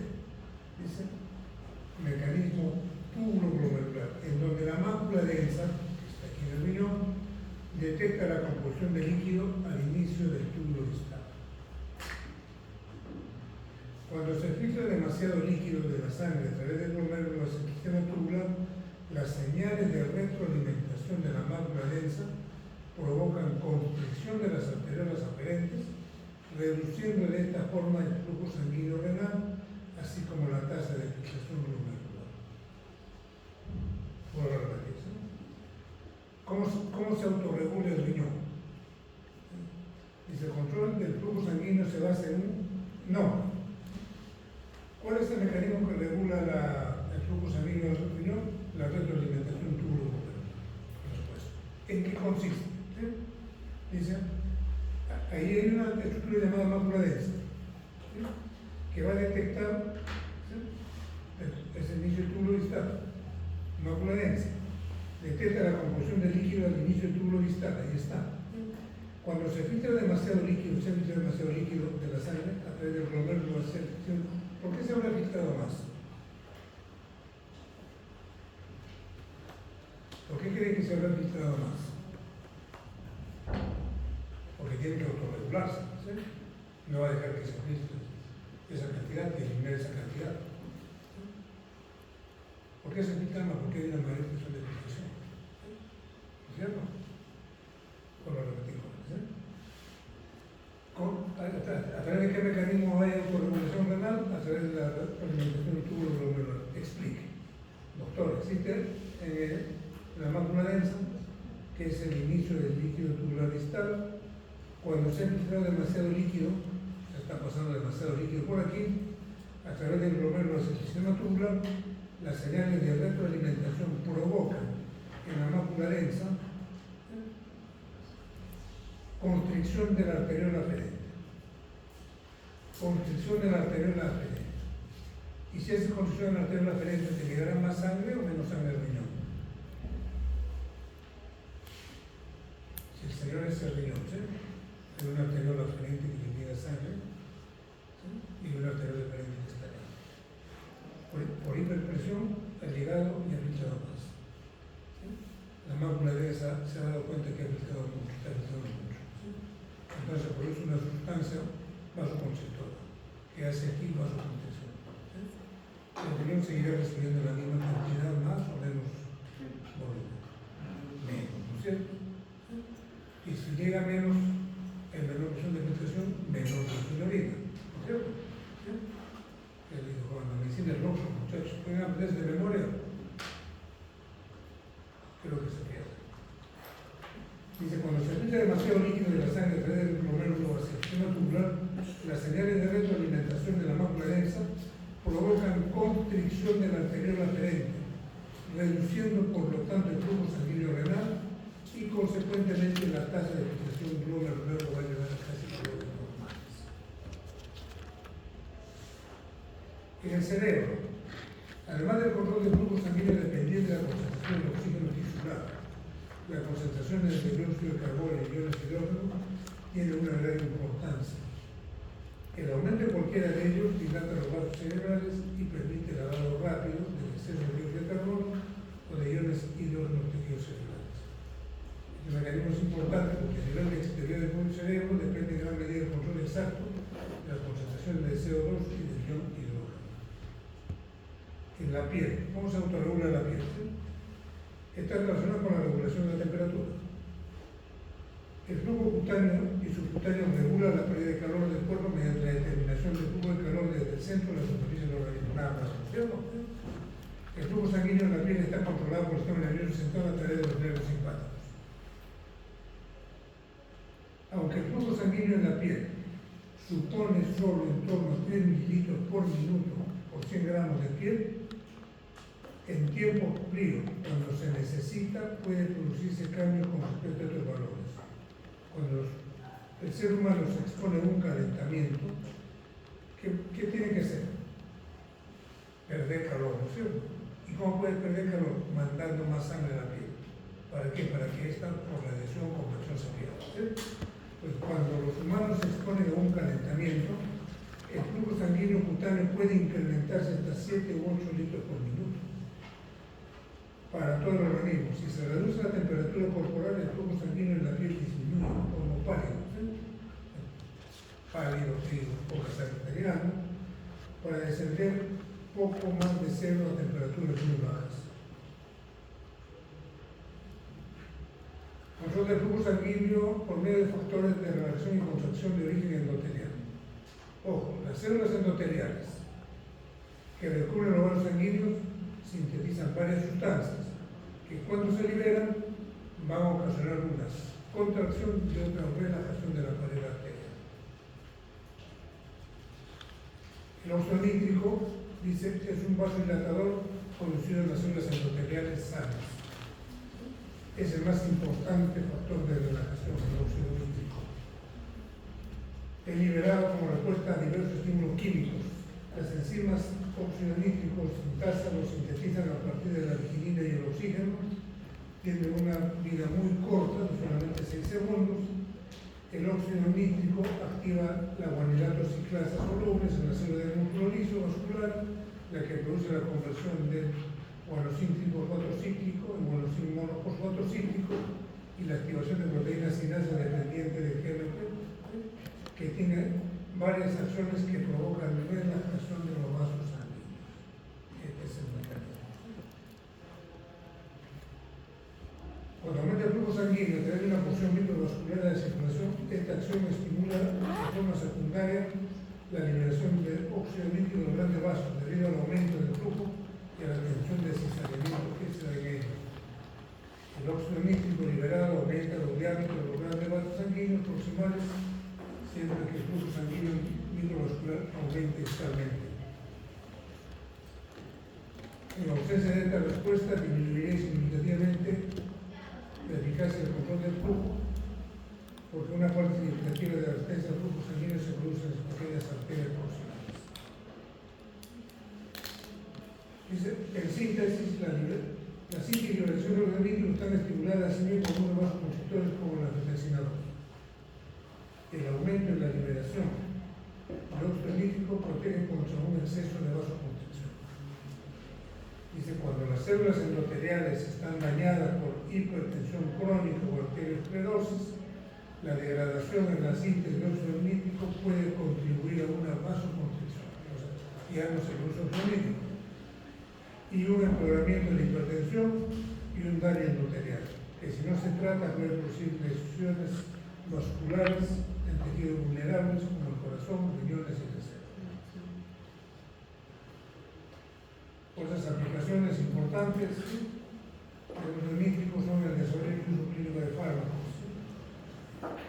Ejemplo, el sildenafilo que inhibe la fosfodiesterasa específica del gen específico, una enzima que degrada el gen específico, al inhibir la degradación del gen específico, los inhibidores de la protagonina D prolongan especialmente la acción del óxido nítrico para provocar vasodilatación, usado en la distribución de D.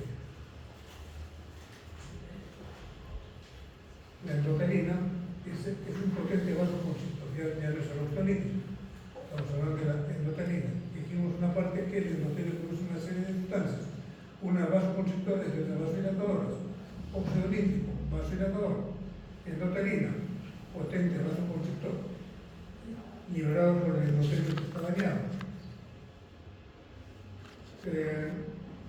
Las células endoteliales liberan ustedes vasoconstrictoras.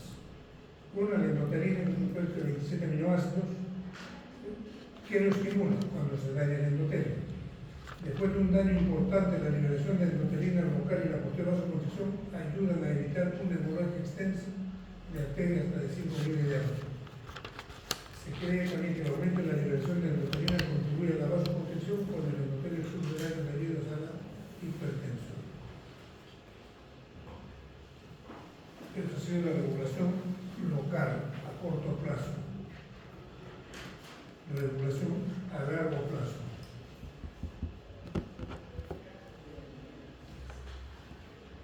Y se puede ocurrir en un periodo de horas, es a largo plazo, pero minutos, segundos, horas, días, semanas. Esta regulación a largo plazo consigue una regulación mucho más completa y es importante cuando cambia la demanda metabólica del tejido a largo plazo. Es decir, si un tejido está crónicamente hiperactivo y por lo tanto requiere un aumento crónico de la cantidad de óxido de otras sustancias nutritivas, porque en algunas semanas va a aumentar el número de vasos sanguíneos, arteriolas y los vasos capilares para cubrir esas demandas. El que sea masa muscular. A corto plazo, lo que hemos dicho, a largo plazo, empieza a formar nuevos vasos sanguíneos. Empieza a crear una revascularización. Un mecanismo clave para la regulación a largo plazo consiste principalmente, ojo, en cambiar la cantidad de vascularización de los tejidos. Ese es a largo plazo. La vascularización aumenta si el metabolismo de un tejido dado aumenta durante un periodo prolongado. Pregunta de examen podría ser, ¿sí? El aumento de actividad crónica origina a nivel de los vasos sanguíneos angiogenia, o sea, la formación de nuevos vasos sanguíneos. Si el metabolismo disminuye, la vascularización también disminuye. Ahí está. El aumento importante, fíjate, el número de capilares antes de la actividad física. Pero cuando empezó actividad física, fíjate la cantidad de capilares que aumenta.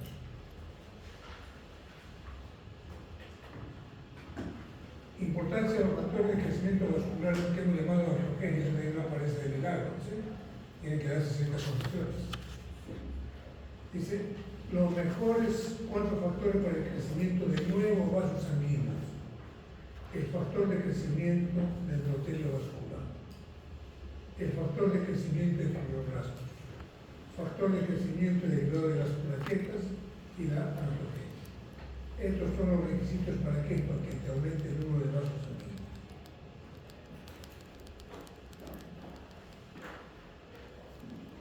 Dice, posiblemente la deficiencia de oxígeno tisular u otros nutrientes provoca la formación de factores angiogénicos.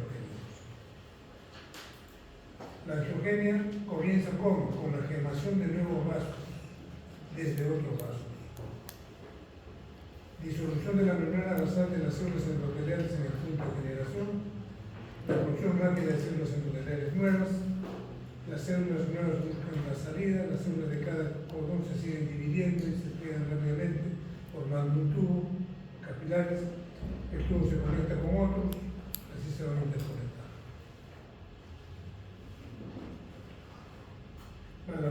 La vascularización se encuentra determinada por necesidad de flujo sanguíneo máximo, no por necesidades de la media. Una garantía principal que da valor de control vascular a largo plazo es que la vascularización determina principalmente por el nivel máximo de flujo sanguíneo. Esta sabiduría jóvenes, todavía no son como nosotros. Otra forma de poder surtir más cantidad de sangre en los tejidos. La regulación del flujo sanguíneo a través del desarrollo de circulación colateral. La formación de nuevos vasos. Circulación colateral. Tener su circulación, pero se van a formar nuevas.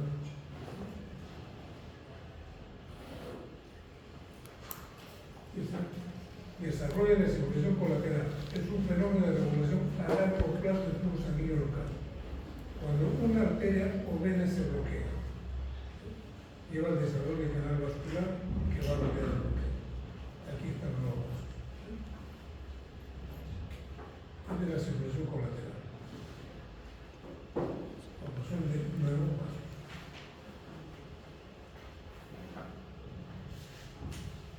Por la apertura, el flujo sanguíneo es menor de la cuarta parte necesaria para cubrir todas las necesidades tisulares. Después de horas, la apertura del vaso continúa, crecen meses después formando canales colaterales en lugar de un vaso, son suficientemente grandes para soportar las síntesis.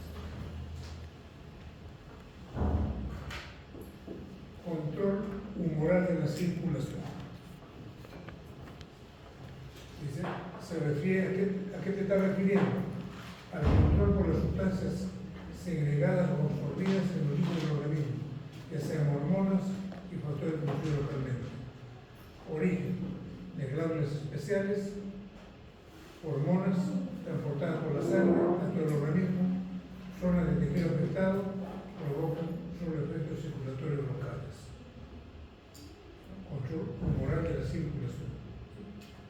Sustancias vasoconstrictoras, ya lo hicieron en el primer examen, sea de la línea de adrenalina, especialmente potente, menos potente que la anterior, incluso puede tener efecto vasodilatador dependiendo de qué tejido actúas, ¿sí? En el corazón la adrenalina produce vasodilatación, ¿no es cierto? No produce vasoconstricción.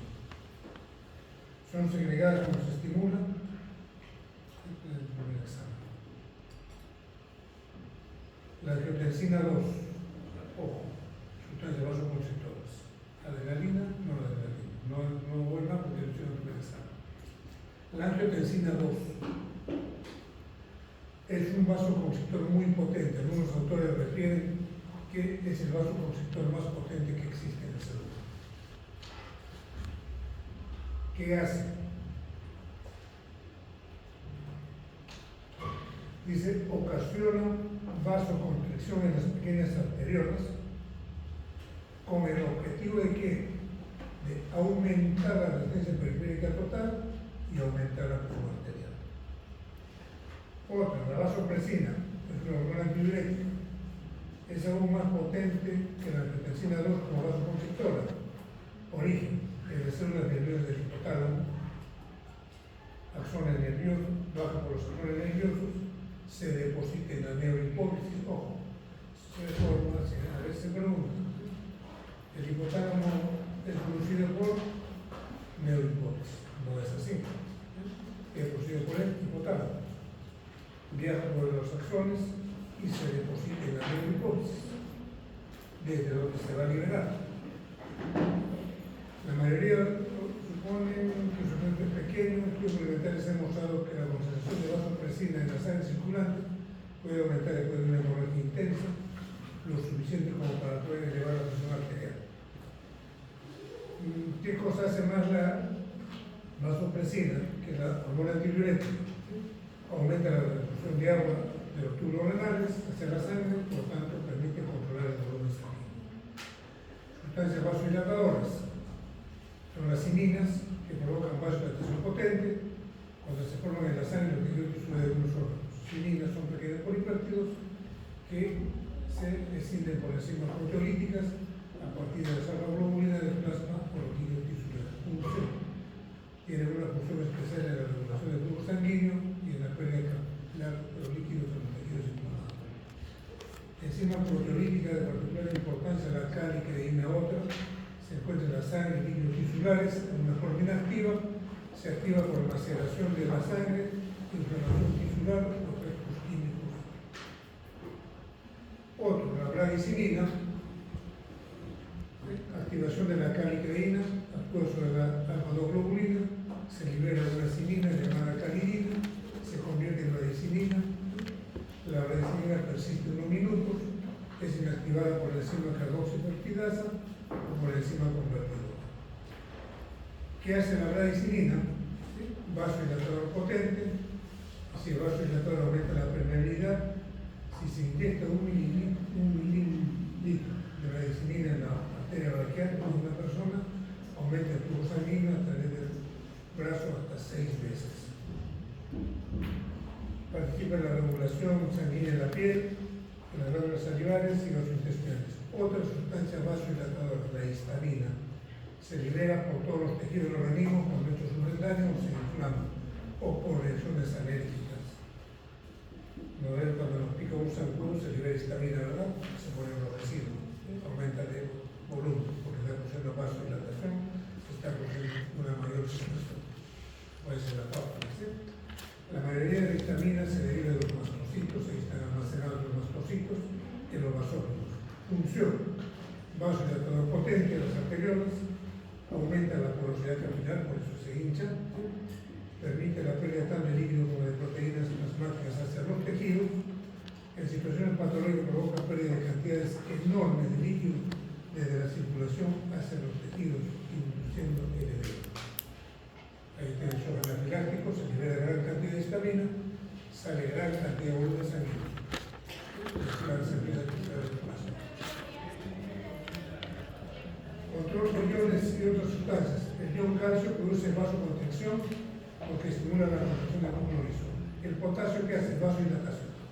Y hay que inhibe la contracción del músculo liso. El magnesio, vasodilatador potente, inhibe la contracción del músculo liso. El hidrógeno, dilatación de las arteriolas. Si hay un ligero descenso en la concentración de este ion, provoca la constricción arteriolar. Aniones, el acetato y el citrato provocan vasodilatación pequeña. El dióxido de carbono es un vasodilatador moderado en la mayoría de tejidos, pero es un vasodilatador potente a nivel celular.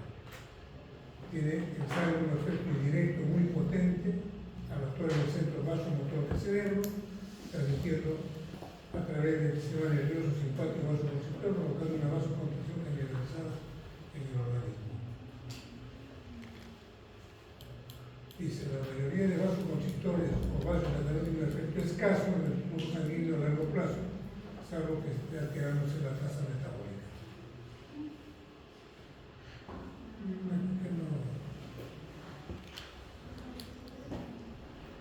Dice, ¿por qué el flujo sanguíneo no se altera significativamente en la mayoría de los tejidos, aún en presencia de cantidades muy elevadas de estos agentes vasoactivos? 1. Por la capacidad de cada tejido de autorregularse.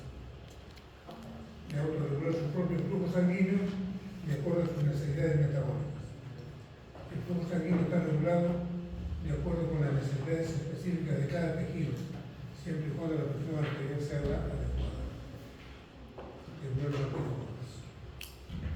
El puro verso no es. La siguiente clase, y no estoy yendo acelerado ahora, sino que la parte un poco roja, si me gusta. Hoy día he hecho cielo unas cuantas semanas, estructura de la misma circulación, sistema cardiovascular académico. ¿O tiene clases así?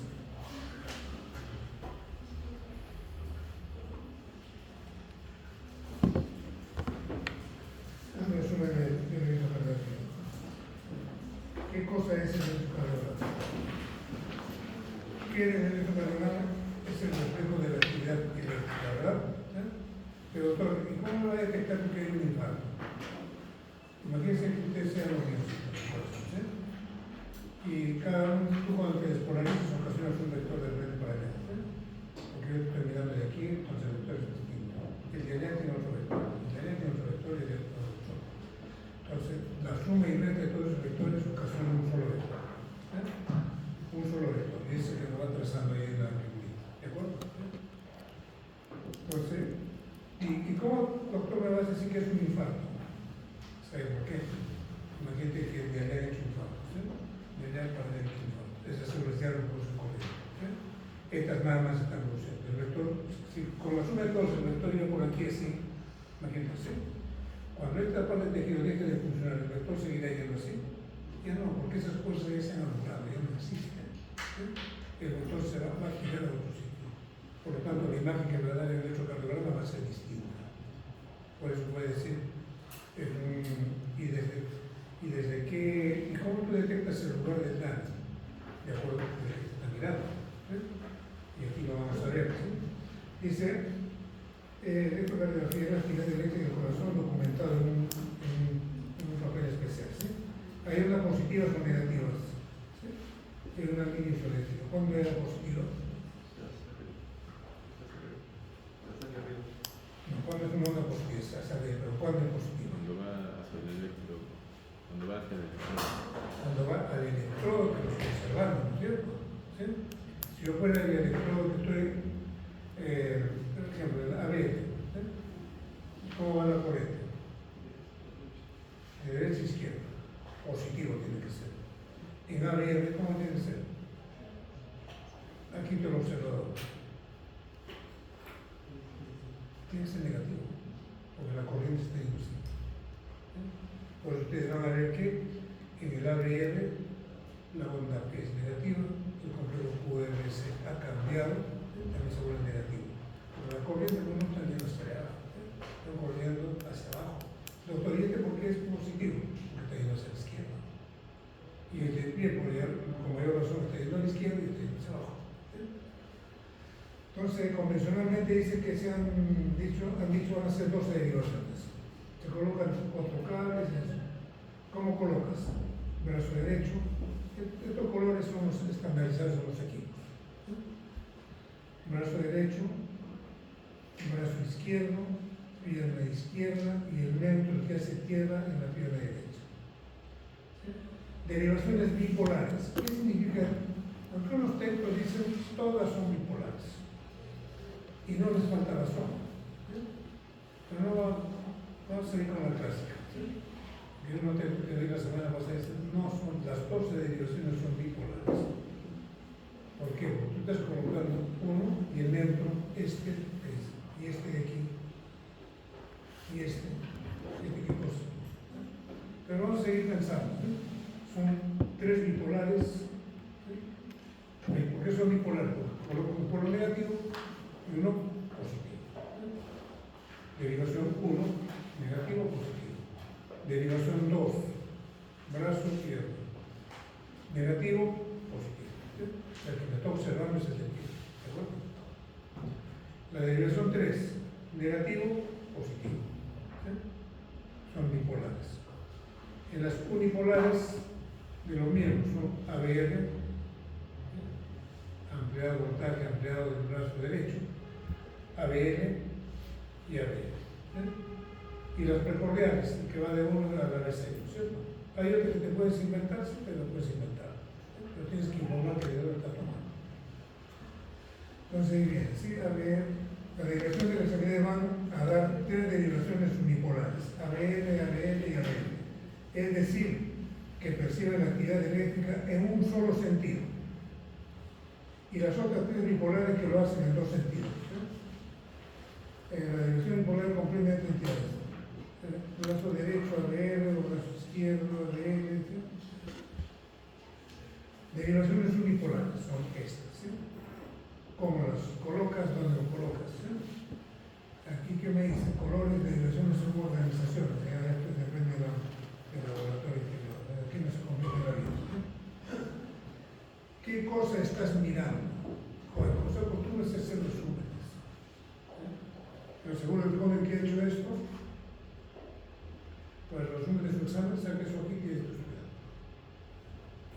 Cada línea que lee le viene un montón de ideas porque empieza a recordar lo que está detrás de eso. Ese es el resumen. Recuerdo una palabra y detrás de esa palabra estoy jalando información. Y yo digo que estoy tomando examen. Cuando me doy respuesta y no tengo soporte, tengo que regresar al libro a buscar. ¿Qué me dice? Derivaciones electrocardiográficas. La derivación de uno, ¿cuál es? La de acá, ¿cierto? Y ABL, está aquí. ¿Qué cosa me estás mirando? La parte lateral alta del ventrículo izquierdo. O sea, cualquier fenómeno que suceda en la parte lateral alta del ventrículo izquierdo, ¿a quién le tengo que preguntar?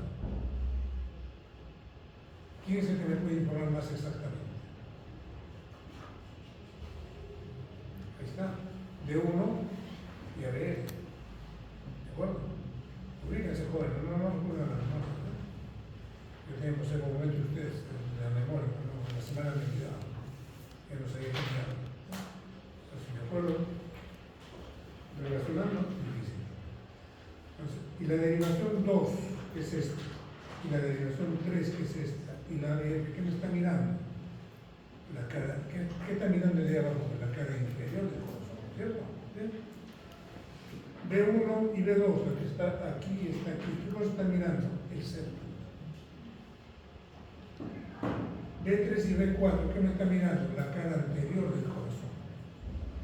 B5 y B6, que está por aquí, ¿qué me está mirando? La cara lateral inferior del lado izquierdo. O sea, el doctor solamente está mirando toda la cara anterior y la cara basal del corazón. ¿Sí? Y si yo veo la cara posterior, me inventa B7, B8, B9, B10. ¿De acuerdo? Y si quiero ver el ventrículo derecho, invéntate por aquí B01, B02, haciendo más hacia la derecha. ¿Sí? ¿Qué dice aquí? ¿Sí? Ahí está. Ojo, resumen, jóvenes, esto no se olvide, muchachos. Dice, cada actividad anatómica externa corresponde a una porción del registro eléctrico que puede ser en forma de ondas menos intervalos. La línea isoeléctrica corresponde, isoeléctrica cuando es, cuando hay ausencia de actividad eléctrica, no hay actividad eléctrica. Y se considera como el punto base para determinar.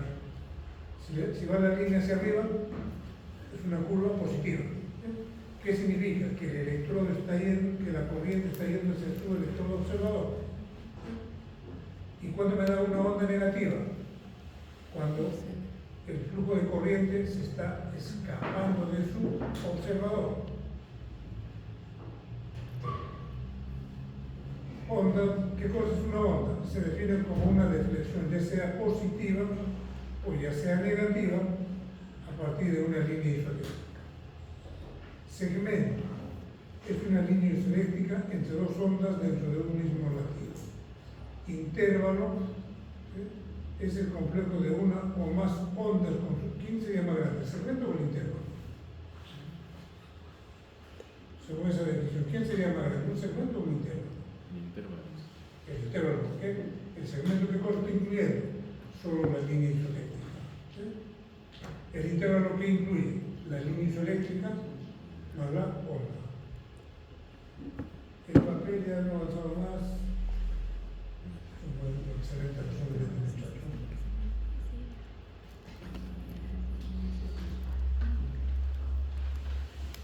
Pero no recurran, jóvenes, a lectura de esto. Si ustedes asumen como resumen de esto, denle lectura de esto para ver.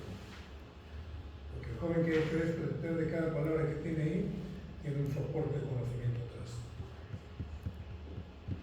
Dice la onda P, la cual corresponde a la despolarización auricular, esto debe durar. La onda Q, la onda P es esta. La onda Q, despolarización del septum interventricular. Doctor, entonces me está diciendo que la secuencia de la despolarización primero es esta línea. Por eso aparece. Y el de abajo hacia arriba. Por eso es negativa. La onda Q de polarización del septum interventricular es negativa. Porque cuando está despolarizando el septum, ese vector del septum está escapando de su observador. Después viene la onda R, despolarización del ventrículo izquierdo. Es positiva. La onda S, despolarización del ventrículo derecho. Es más negativa que Q. Complejo QRS es el conjunto de ondas. Tiene que durar eso. La onda T corresponde a la repolarización ventricular. El tiempo de duración es ese. El segmento PR segmento P, ¿qué dijimos del segmento? Es una línea isoeléctrica, ¿sí? La onda, entre la onda P y el complejo QRS corresponde al retraso, ojo, corresponde al retraso fisiológico para permitir un adecuado llenado diastólico ventricular. Cuando hablamos del nodo ventricular, no dijimos que secuestra por unos milisegundos el impulso, ¿sí? Ese es el segmento PR. Si me está diciendo que el PR está muy largo, me está diciendo qué cosa, de que no está lanzando la onda de rotación al retículo rápidamente, está demorando mucho. ¿Sí? El segmento segmento ST, dando relevancia para el estudio de la isquemia miocárdica. Ojo, eso debe ser isoeléctrico. Cuando lo veo anormal, elevado o deprimido, ¿sí? Tengo que pensar que hay una isquemia de miocardio. Eso sí es motivo de la discusión. Intégralo PR en sus más grandes, incluyendo un segmento y incluyendo una onda. Incluye la onda P y el segmento PR. Su tiempo debe ser este, menor duración se asocia síndrome de Wolff-Parkinson-White, mayor duración se relaciona a bloqueos auriculoventriculares en diferentes grados. El integro QT se inicia en la onda Q y termina en la onda T. Inicia la duración de la sístole ventricular. La duración depende de la frecuencia cardíaca, teniendo menor duración cuando hay una frecuencia más alta. ¿Cómo hallar la frecuencia? ¿Cómo hallar el ritmo? Cuando hablamos de bloqueos, cuando hablamos de isquemia o lesión, ¿qué cosa voy a encontrar? Hipertonderecones. Alguien esto no le he pasado a su delegado, alguien que tenga su USB, pasárselo, pero por favor compártanlo. ¿No hay USB jóvenes? Pero compromiso que lo vas a compartir, después vienen a revisar, no me pasaron a mí eso.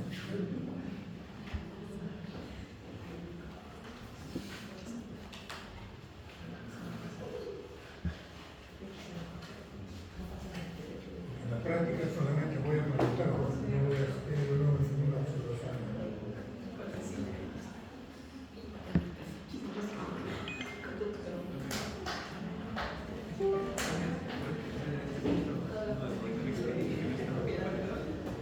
El único que parece Word.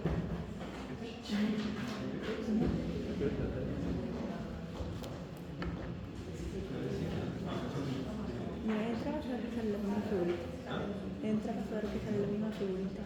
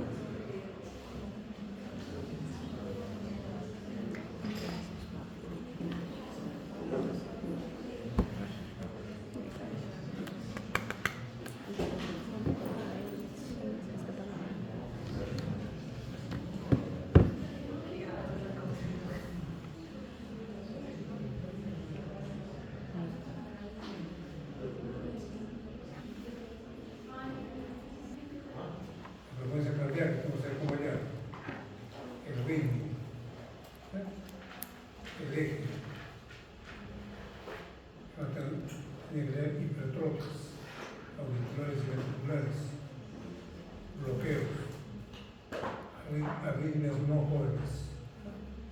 De repente sabe que hay arritmias ventriculares y ventriculares, hay puntos, nada más, pues un mundo eso. Después manifestaciones de isquemias, infartos, lesiones. Resumen, frecuencia, ritmo, eje, lesiones de vascularidad, hipertrofias, creo que nada más. En la área del eje hay montones de modelos, el que más domina es el que sea más fácil. Hay uno que te dice tal cuadrante, no sé, ¿no? Pero hay otros que te dicen exactamente en 30 o en 60 o en 90. Traten de buscar ese, que es el más exacto. Y para ese, ¿qué consiste? Busco el isoeléctrico, es más fácil. Busco el trazado isoeléctrico, lo ubico en el sistema exaxial, le busco la perpendicular y ahí está. La otra, ¿qué cosa era? Hacía los 4 cuadrantes, buscaba qué cosa. De 1 y a ver, ¿no es cierto? Si D1 es positivo, no tengo punto. ¿Cómo era? A ver, jóvenes, ¿cuánto nos vamos? Es que mi cuadrante, ¿verdad? La horizontal, ¿cuál era? D, ¿no es cierto? El vertical, ¿cuál era? A ver. En el de aquí era 0 grados, en el de abajo 90, 180, ¿no es cierto? En el de acá menos 90, ¿cierto? Para ver cuál era. Vertical. ¿Qué cosa es lo que tengo que ver ahí? Cuando yo hago el horizontal, lo que está para arriba, ¿qué cosa es? Negativo. Negativo. Y lo que está para abajo es Positivo. positivo. Cuando hago el vertical, me da B, ¿cómo es?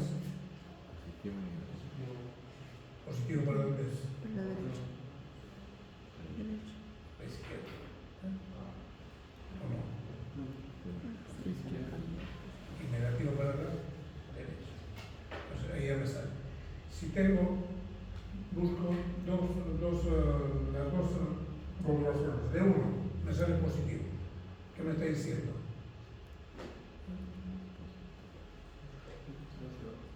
¿Estás para?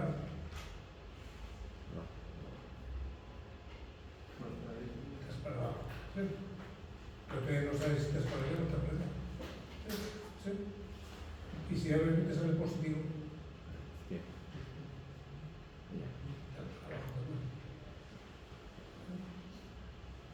pero eso es la memoria. La memoria no la conoces. Entonces, ¿qué tengo? Cuando D1 es positivo, me estoy yendo hacia la izquierda. Cuando D1 es positivo, me estoy yendo hacia abajo. ¿Dónde me estoy diciendo que esté lejos? Si me sale D1 positivo y AB es negativo, A la izquierda. ¿dónde está? A la Por izquierda. ser positivo me está diciendo estás Desviado a la izquierda. me sale positivo D me sale positivo. ¿Para dónde está? ¿Para arriba o para abajo?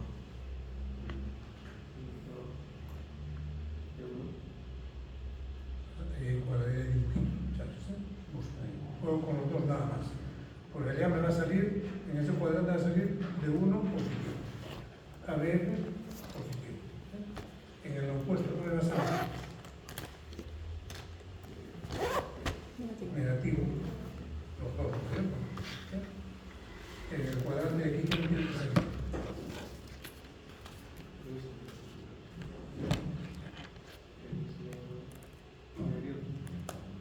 Y el de acá arriba también sale. Entonces hay un jóvenes. Lo básico es, en 2 líneas, lo horizontal me dice hacia abajo, positivo. Hacia arriba, negativo. Tomo la B, si el D me servía para arriba y para abajo, la B que me sirve, derecha izquierda. ¿Sí? El que está hacia el lado izquierdo entonces es positivo. Y de acuerdo a cómo me encuentre esa diagramación, pues si está en tal cuadrante. Gracias.